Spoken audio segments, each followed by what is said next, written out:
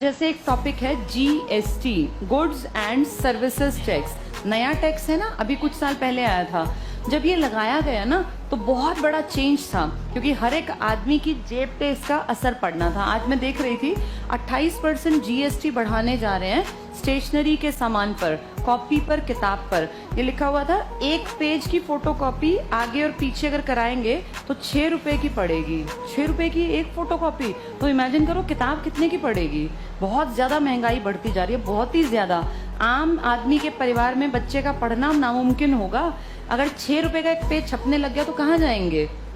और हर कोई तो अमीर नहीं है ना।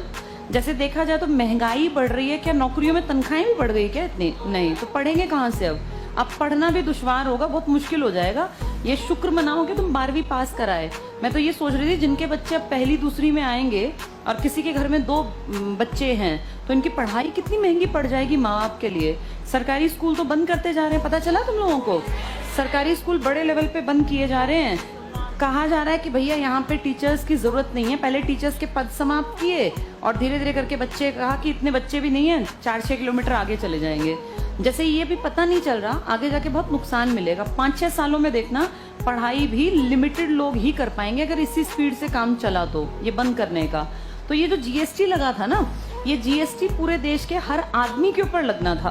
उस टाइम पर इन तीनों ने तो हाँ की ही की, आधे से ज्यादा विधानसभाओं ने भी हाँ की। तब जाके आपके देश में कौन सा टैक्स लगाया गया था?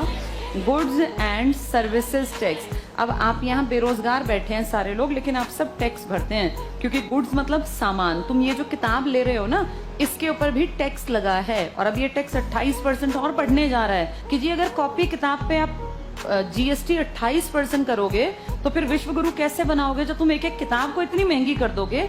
गरीब आदमी का बच्चा सरकारी स्कूल बंद कर दोगे, किताबें महंगी कर दोगे, पढ़ेगा कहाँ से? तो कुछ लोग दलील देते हैं कि गरीबों के बच्चे पढ़ते भी कहाँ हैं। अरे 100 में से अगर एक भी पढ़ के निकला तो उस एक का भी तो सपना तोड़ दिया। अब मान लिया कि नहीं पढ़ते थे सरकारी स्कूल में बहुत बच्चे, लेकिन कुछ तो बच्चे वहां से भी निकले ही है ना। अब हमारी जिम्मेदारी क्या है कि उन कुछ को भी दबा दें, खत्म कर दें या उनको आगे बढ़ाएं। हर किसी के पिताजी तो नहीं कमाते 30,000 रुपए।